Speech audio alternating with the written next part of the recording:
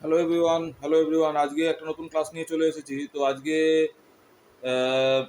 Indian হিস্ট্রির উপরে ক্লাসটা করছি, কারণ ইন্ডিয়ান হিস্ট্রির উপর অনেকদিন অনেক ক্লাস মানে করা হয়নি। তো সেক্ষেত্রে আজকে ইন্ডিয়ান হিস্ট্রি নিয়ে ক্লাসটা স্টার্ট করছি। তো আজকের ক্লাসের টপিকটা হচ্ছে Delhi sultanate. Delhi sultanate is the topic. And আজকেও ক্লাসটা মোটামুটি ইংলিশ, হিন্দি অ্যান্ড বেঙ্গলি তিনটে ল্যাঙ্গুয়েজের মধ্যে দিয়েই করবো, যাতে কিনা সবার শুনতে বা বুঝতে কোনো অসুবিধা না হয়। तो चलो let's just start and let's just see the white board. पहले पहले मैंने लिखा है कि आज का टॉपिक जो है वो दिल्ली सुल्तानेट के ऊपर है। और एंड दिल्ली सुल्तानेट के टॉपिक के साथ साथ मैंने यहाँ पर नोट भी किया है, स्टार मार्क भी किया है। और बोर्ड के साइड में मैंने मेंशन किया है कि Delhi sultanate is also the known as means also it is contemporary with the bhakti and Sufi movement. Bhakti and Sufi movement is also referred over here, right. So first of all Delhi sultanate, ये जो है sultanate 712 AD में मतलब start होता है pre सुल्तानी age से, मतलब। And it is basically the dynasty of Mamluk and Khalji. Mamluk and Khalji dynasty is known as the Delhi sultanate.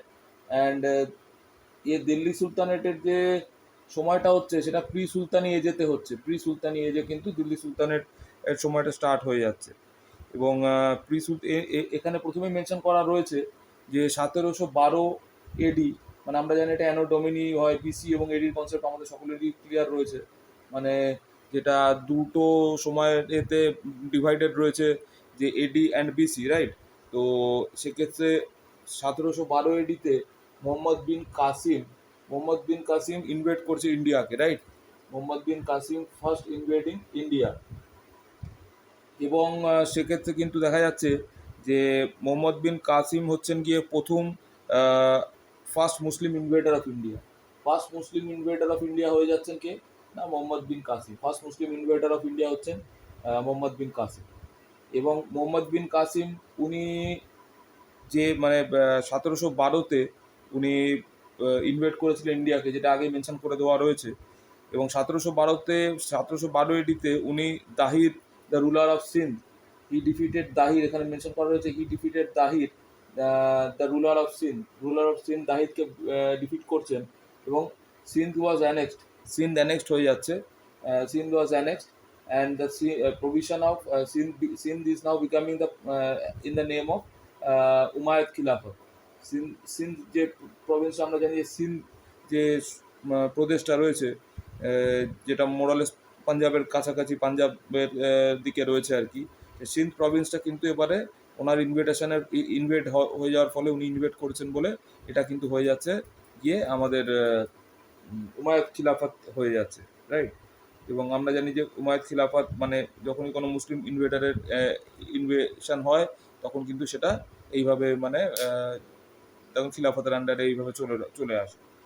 এবং এক্ষেত্রে আর কিছু কিছু পয়েন্টস রয়েছে, যেমন একজন আননোন আরবিয়ান উনি ডেসক্রাইব করেছিলেন ফার্স্ট মুসলিম ইনভেশনটাকে, কনকোয়েস্ট অফ সিন্ধ, ওনার বুকটাতে। সেই বইটার নাম হচ্ছে চাচনামা। অ্যান্ড এটা পরবর্তীকালে ট্রান্সলেট হচ্ছে পার্সিয়ান ল্যাঙ্গুয়েজে। এবং আবু বাকার কুফি উনি এটাকে ট্রান্সলেশন করছেন আর কি। এবং প্রথম যিনি तुर्क जिन्हें इंडिया से एसेছিলেন, जो सबसे पहले तुर्क जो इंडिया में जो आए थे, उनका नाम है सबुकतिगिन। फर्स्ट तुर्क हु इन्वेडेड इंडिया, फर्स्ट तुर्क जो है सबुकतिगिन, राइट। सबुकतिगिन इज द फर्स्ट तुर्क। यहाँ पर बोर्ड पर और मेंशन करने के लिए स्पेस नहीं है, तो यहाँ पर आप लोग नोट कर लीजिएगा अगर किसी को इम्पोर्टेंट लगता है तो सबुकतिगिन ये जो है ये फर्स्ट तुर्क जो इंडिया में मतलब आए थे। और इसके बाद जो नेक्स्ट स्लाइड में हम लोग मूव करेंगे, उसमें जो भी मतलब सुल्तान महमूद ऑफ गजनी, जिन्होंने मतलब 1000 AD में फर्स्ट टाइम में इन्वेशन किए थे। और महमूद ऑफ गजनी 17 बार ये इन्वेशन इंडिया में किए थे। और महमूद ऑफ गजनी के इन्वेशन के टाइम में पीकॉक थ्रोन जो है वो इंडिया से मतलब लेके वो चले गए थे। और that was like the most important question also that comes multiple times, like in years also, and that which year he has invaded and in which year he has already taken the peacock throne and all these things. So all these things are like very much important, and I have also covered this point particularly in the later Mughals part also. So like in the later Mughals era, during that reign of Rangila Badshah, that is the time when Mahmud of Ghazni took the peacock throne from India. So in the next slide, we will be coming with more details, and today's topic will entirely cover the Delhi Sultanate Bhakti and Sufi movement. This is a very important topic, and everybody do watch the video and make note of it. So back with coming back with the next slide. Yes. So now, firstly, what we have mentioned in the board is that Sultan Mahmud of Ghazni invaded India 17 times. We know it already that we have discussed this earlier also. Sultan Mahmud of Ghazni 17 bar Bharat K attack করেছিলেন এবং সবার আগে সবার প্রথম উনি attack করেছিলেন first time হচ্ছে গিয়ে 1080-তে, রাইট। ফার্স্ট টাইম হচ্ছে গিয়ে 1080-তে উনি অ্যাটাক করেন এবং সেই যুদ্ধটা ফেস করেছিল জয়পাল। the uh, মানে first time when Sultan Mahmud of Ghazni invaded India, it was a battle between the the king name as Joypal, right? Now Sultan Mahmud of Ghazni উনি সোমনাথ টেম্পলকে প্লান্ডার করেছিলেন, ধ্বংস করেছিলেন গুজরাটে। যে গুজরাটে যে সোমনাথ টেম্পল রয়েছে, সোমনাথ টেম্পলকে উনি ধ্বংস করেছিলেন 1025 থেকে 1026 এডি, এই টাইমের মধ্যে, রাইট। 1025 to 1026 এডিতে উনি সোমনাথ মন্দিরকে কিন্তু ডিস্ট্রয় করেছিলেন। কে করেছিলেন? সুলতান মাহমুদ অফ গজनी, राइट। अभी सुल्तान महमूद ऑफ गजनी का जो कोर्ट पोइट है, वो कोर्ट पोइट का नाम है फिरदौसी। फिरदौसी उनका कोर्ट पोइट का नाम है, और उन्होंने ये किताब लिखा था शाहनामा।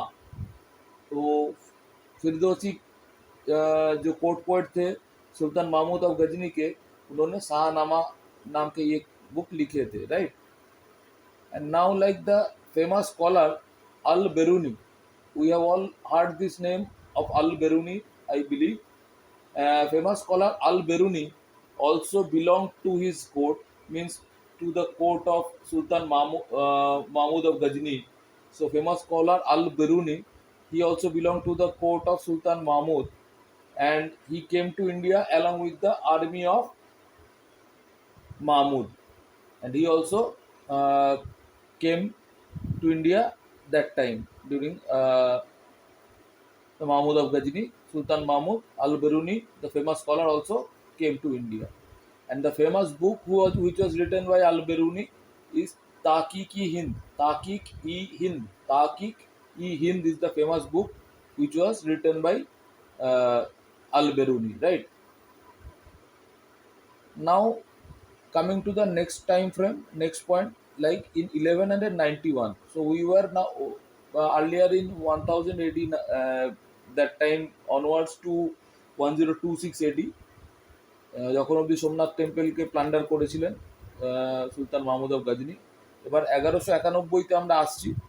1191-এর যে টাইমে দেওয়া রয়েছে যে Mohammad Ghori was defeated by Prithviraj Chauhan III। Mohammad Ghori, এনারও নাম আমরা সকলেই শুনেছি। মোহাম্মদ ঘোরি, ওনাকে হারিয়েছিলেন Prithviraj Chauhan III, Prithviraj Chauhan III in the second battle of Tarain. কোন যুদ্ধে হারিয়েছিলেন? সেকেন্ড ব্যাটেল অফ তারাইনে ওনাকে 1191-তে ওনাকে মোহাম্মদ ঘোরিকে হারিয়েছিলেন Prithviraj Chauhan III in the second battle of Tarain. अब देखिए 1192, मतलब 1192 में सिमिलरली मोहम्मद घोरी ने पृथ्वीराज चौहान को सेकेंड बैटल ऑफ तराइन में डिफीट कर दिया है।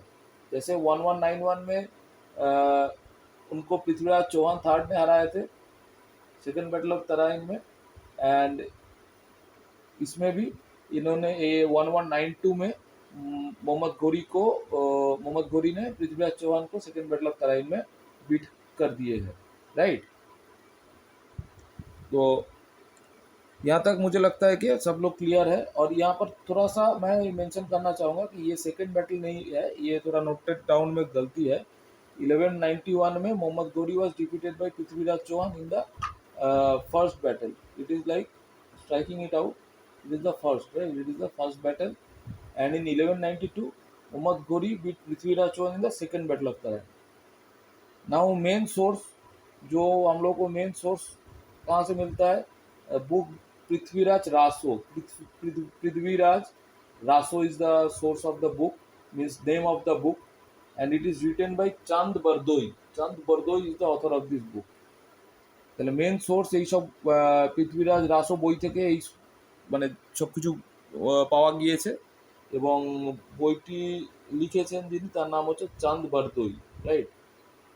এবং সিমিলারলি এখানে বলা যাচ্ছে যে মোহাম্মদ ঘড়ি যিনি হচ্ছে মোহাম্মদ ঘড়ি, ওনাকে কনসিডার করা যেতে পারে as the founder of Muslim ruler in India. Founder of Muslim ruler in India যদি কোশ্চেনে আসে যে founder of Muslim ruler in India কে হচ্ছেন, এবং সেক্ষেত্রে এটা কিন্তু মোহাম্মদ ঘড়িকেই আমরা কনসিডার করছি যে ফাউন্ডার অফ মুসলিম, প্রথম মানে মুসলিম রুলার যদি ইন্ডিয়াতে অ্যাজ পার রেকর্ড যে হচ্ছেন আর কি, সেটা কিন্তু হয়ে যাচ্ছে মোহাম্মদ ঘড়ি। এখানে এটা পয়েন্টটা মেনশন করেছিলাম কিনা মনে নেই, যে সুলতান মাহমুদ অফ গজনিকে বুৎসি খান और আইডল ডেস্ট্রয়ার বলা হচ্ছে। উনি এত আইডল, এত মূর্তি, এত মানে মন্দির উনি ভেঙে দিয়েছিলেন আর কি। মানে স্থাপত্য থেকে শুরু করে, মন্দির থেকে শুরু করে সব কিছু উনি অনেক ডিস্ট্রয় করে দিয়েছিলেন। এবার নেক্সট স্লাইডে আমরা স্লেভ ডাইনেস্টির ওপরে চলে আসব, এবং ইলবারি তুর্ক এবং স্লেভ ডাইনেস্টির খুব ইম্পর্টেন্ট পার্ট রয়েছে, সেটা নিয়ে এবার নেক্সট স্লাইডে আমরা ফিরে আসছি।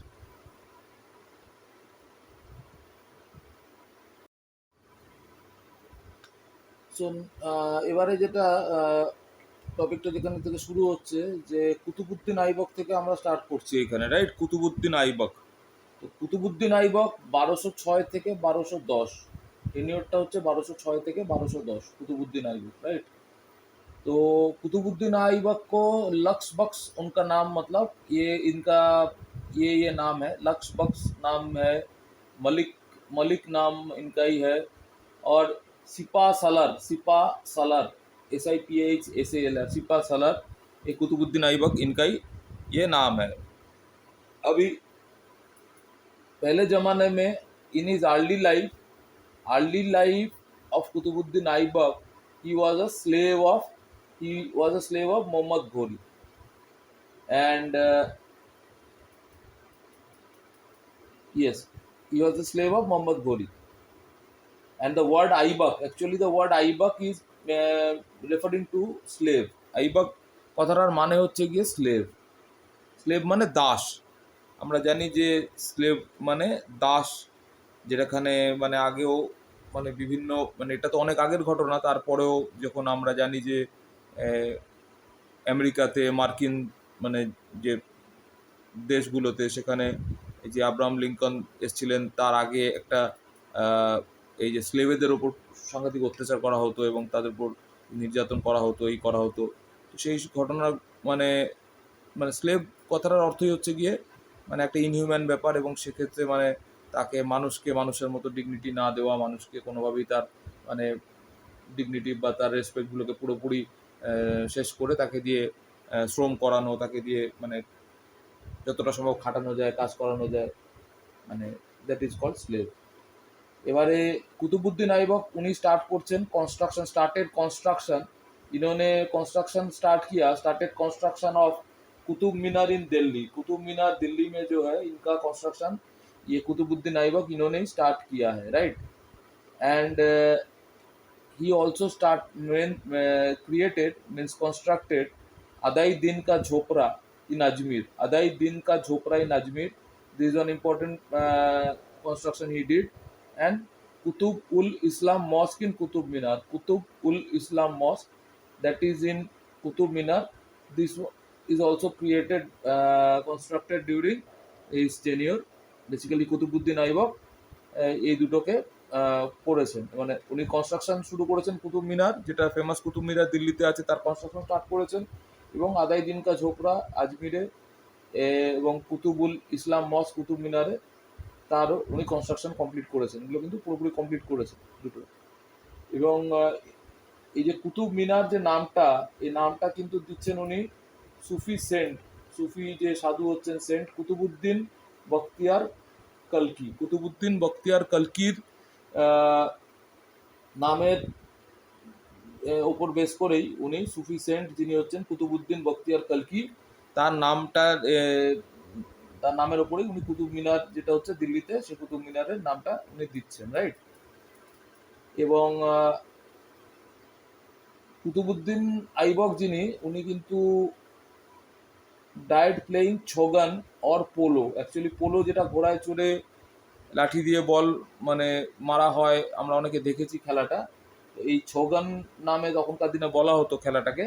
এবং সেটা পোলো যে গেমটা হচ্ছে সেই খেলাটা খেলতে গিয়ে কিন্তু উনি মানে ঘোড়া থেকে পড়ে গিয়ে অ্যাক্সিডেন্টে উনি কিন্তু মারা যান।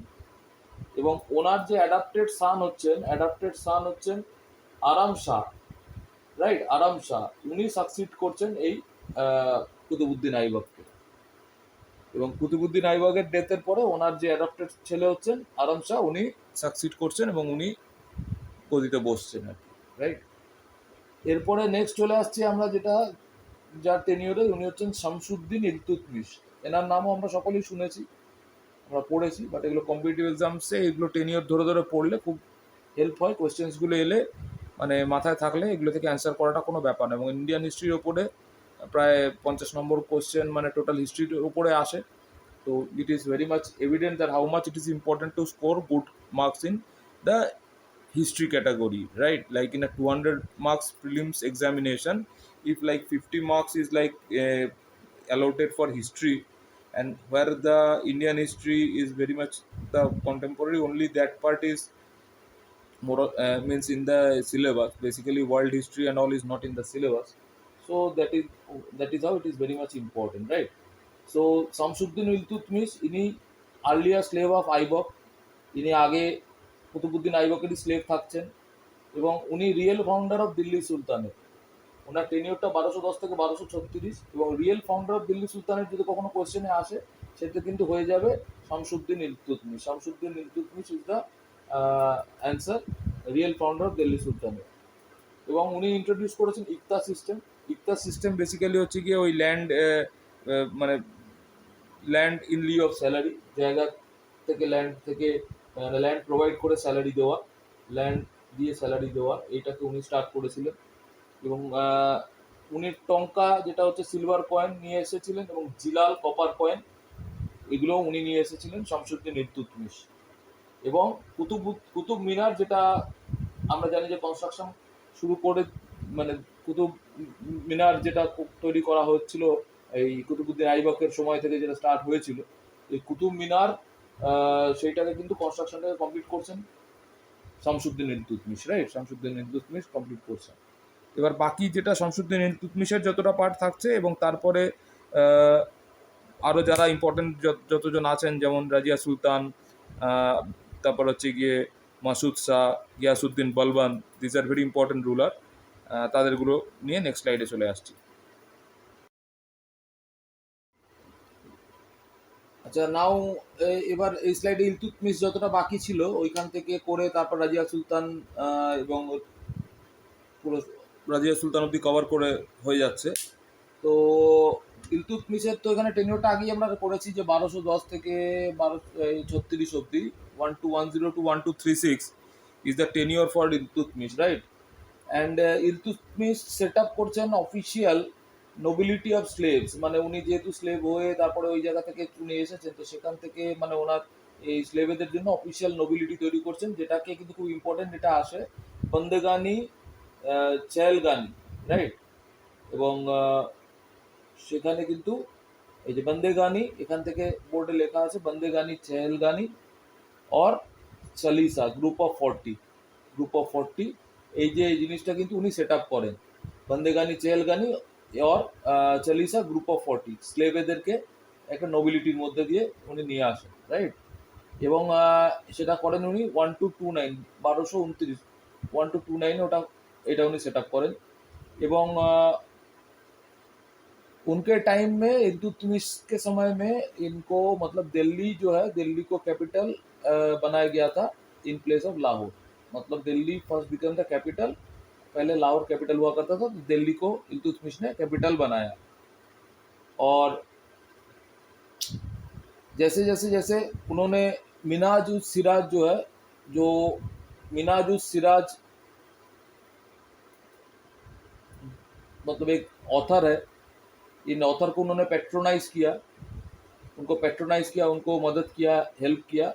और वो बहुत इंपॉर्टेंट एक बुक लिखे हैं, ऑथर ऑफ बुक का नाम है तबकित ई नसीरी। तबकित ई नसीरी बुक इन्होंने लिखा है, मिनाजुल सिराज ने लिखा है, राइट।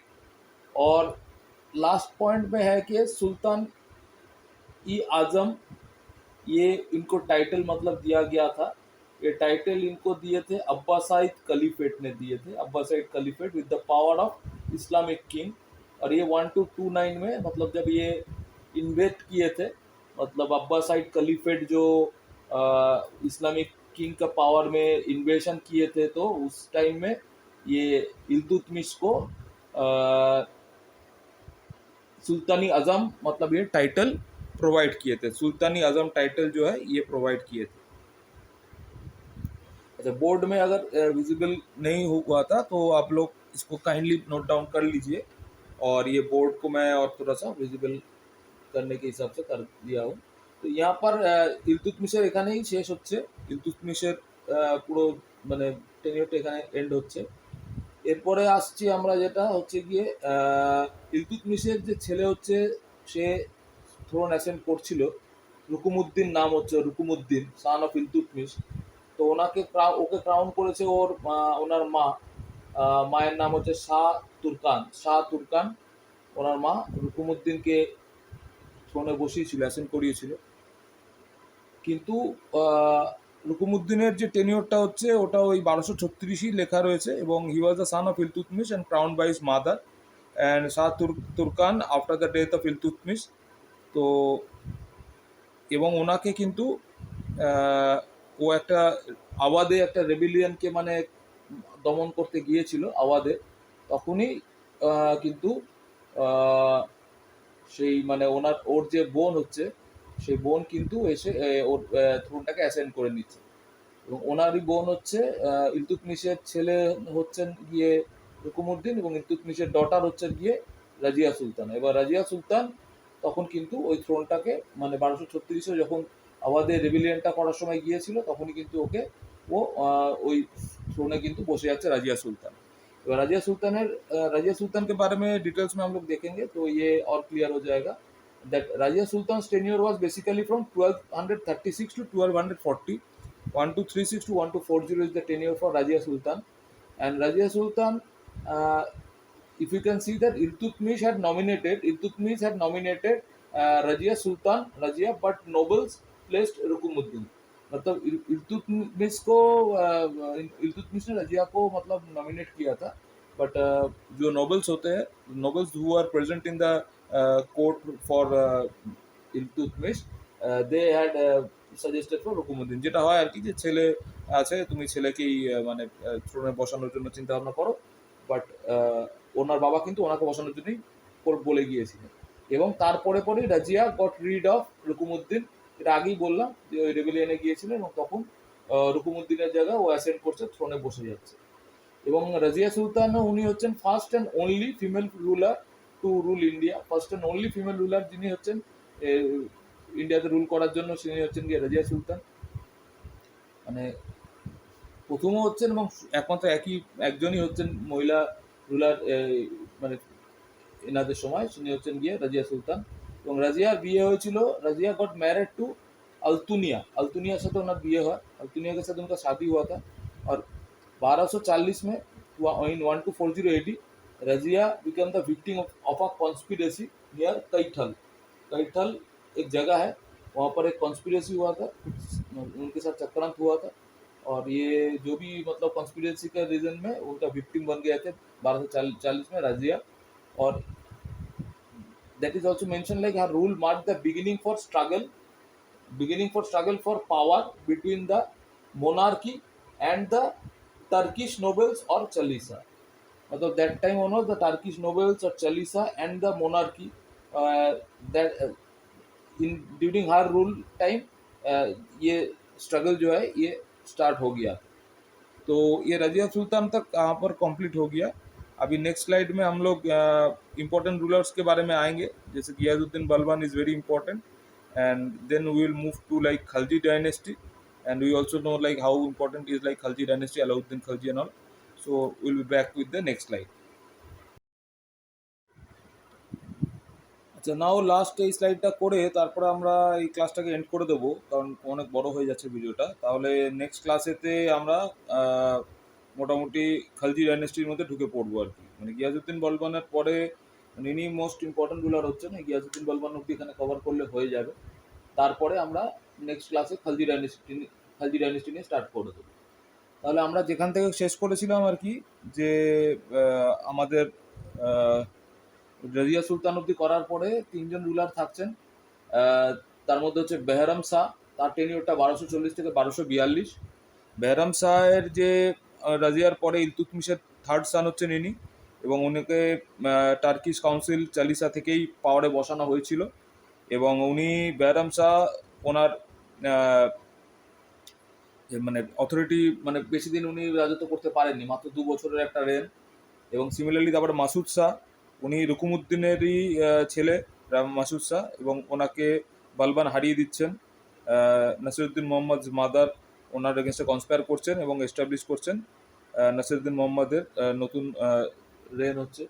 এবং নাসিরউদ্দিন মোহাম্মদ হচ্ছেন গিয়ে সান অফ ইলতুৎমিশ, এবং উনি দরবেশ সুলতান আর ফকির সুলতান হিসেবেও মানে ওনাকে জানা যাচ্ছে। এবং এখানে অ্যাকচুয়ালি 1242 থেকে 1246-এর টেনিওরটার মধ্যে 1246 থেকে 1266 লাস্টে একটা টেনিওর আছে যেখানে মাসুদ শাহের রুল হচ্ছে, উনিও রুকুমউদ্দিনের ছেলে থাকছেন, ওনাকে বালবান হারাচ্ছে আর কি, রাইট। এবং ইয়েস, মাসুদ শাহর পরে যেখানে নাসিরউদ্দিন মোহাম্মদ আমরা এখানে স্লাইডেও রেখেছি, যে মাসুদ শাহ 1242 থেকে 1246, ওখানে মাসুদ শাহ কমপ্লিট হয়ে যাচ্ছে। এবং মাসুদ শাহের হচ্ছে গিয়ে রুকুমউদ্দিনের ছেলে, এবং ওনাকে নাসিরউদ্দিন মোহাম্মদ মাদার ওনার এগেনস্টে কনস্পায়ার করছেন। এবং তারপরে নাসিরউদ্দিন মোহাম্মদ ওখানে ইলতুৎমিশের ছেলে হয়ে ও ওনাকে দরবেশ সুলতান আর ফকির সুলতানও বলা হচ্ছে। এনাকে দরবেশ সুলতান বা ফকির সুলতানও বলা হচ্ছে এনাকে, রাইট। সো এরপরে গিয়াসউদ্দিন বলবান চলে আসছেন। বলবান মানে নাসিরউদ্দিন মাহমুদের রেনের পরে গিয়াসউদ্দিন বলবানের রেন স্টার্ট হয়ে যাচ্ছে। এবং গিয়াসউদ্দিন বলবান 1266-তে মানে থ্রোন অ্যাসেন্ড করছেন, রাইট। 1266 1266-তে ये इनका ये थ्रोन में बैठते हैं, असेंडेड द थ्रोन। এবং इनका अर्ली लाइफ में ये भी स्लेव हुआ करते थे, इल्तुतमिश का स्लेव भी थे ये। और ये इन्होंने ये बंदेगानी चहलगानी का जो पावर है इनको तोड़ते हैं, चालीसा का पावर भी ये मतलब डिस्ट्रॉय कर देते हैं। और इनका एक एस्टेब्लिश किया हुआ जो मिलिट्री डिपार्टमेंट है उनका नाम है दीवानी अर्ज मिलिट्री डिपार्टमेंट, इन्होंने एस्टेब्लिश मतलब किए, राइट। तो ये भी स्लेव डायनेस्टी में है। तो ये भी देखिए, ये अर्ली लाइफ में इल्तुतमिश का ये स्लेव हुआ करते थे, इल्तुतमिश का ये भी स्लेव हुआ करते थे। लेकिन उनके बाद ये 1266 में ये असेंड करते हैं थ्रोन में। और ये इनका टाइम में बंदेगानी चहलगानी और चालीसा का पावर डिस्ट्रॉय कर देते हैं और एस्टेब्लिश करते हैं मिलिट्री डिपार्टमेंट। इनका नाम है दीवान ई अर्ज। ये इंपॉर्टेंट होते हैं, दीवानी बलबन बहुत इंपॉर्टेंट होते हैं। और ये क्वेश्चंस में हमेशा बलबन का क्वेश्चंस आते हैं, बलबाনের থেকে কোশ্চেন্স কিন্তু অলওয়েজ আসে, রাইট। বলবান খুব ইম্পর্টেন্ট। উনি সিক্রেট স্পাই বারিদকেও অ্যাপয়েন্ট করেছিলেন। বারিদ এখানে স্লাইডে নেই, তো ওনার একটা সিক্রেট স্পাই ছিল যার নাম হচ্ছে বারিদ। এবং উনি হচ্ছেন গিয়ে কিংশিপের মানে প্রথম পার্সিয়ান কোর্ট মডেল থেকে উনি পার্সিয়ান কোর্ট মডেল থেকে যে কিংশিপের যে মানে কনসেপ্টটা ওখানে নিয়ে আসেন আর কি, কিংশিপের কনসেপ্টটা উনি নিয়ে আসেন। এবং কিংশিপের কনসেপ্ট থেকে উনি actually took up the title Zille Ilahi, shadow of god. And উনি এই যে জিল-ই ইলাহি মানে আমি ভগবানের মানে ছায়া, मैं ही भगवान का एक मतलब प्रतिच्छवि, मतलब मैं ही हूँ। और ये he took up the title Zil-e-Ilahi, Shadow of God, and also he started like Zil-e-Ilahi and Naibati Khudai, deputy of God. Also he started mentioning himself means as the Naibati Khudai, Zil-e-Ilahi. Naibati Khudai means deputy of God, Zil-e-Ilahi means shadow of God. And during his time he started সিজদা ও উনি সিজদাও চালু করেন, প্রোটেস্টেশন নাইবাত ই খুদাই, মতলব ইনি যেমন দিল্লি নাইবাদি খুদাই দুটোই নিজেকে বলতেন, এবং প্রোটেস্টে এনার সময় সিজদা চালু হয়। সিজদাটা অ্যাকচুয়ালি কি, প্রোটেস্টেশন বিফোর দ্য মনার, এখানে আলাদা করে দেওয়া আছে, প্রোটেস্টেশন বিফোর দ্য মনার মানে নতমস্তক হয়ে মানে ষষ্ঠাঙ্গ প্রণাম করা এরকম টাইপের ব্যাপার, যে একেবারে অনুগত্য দেখিয়ে প্রণাম করা এই করা।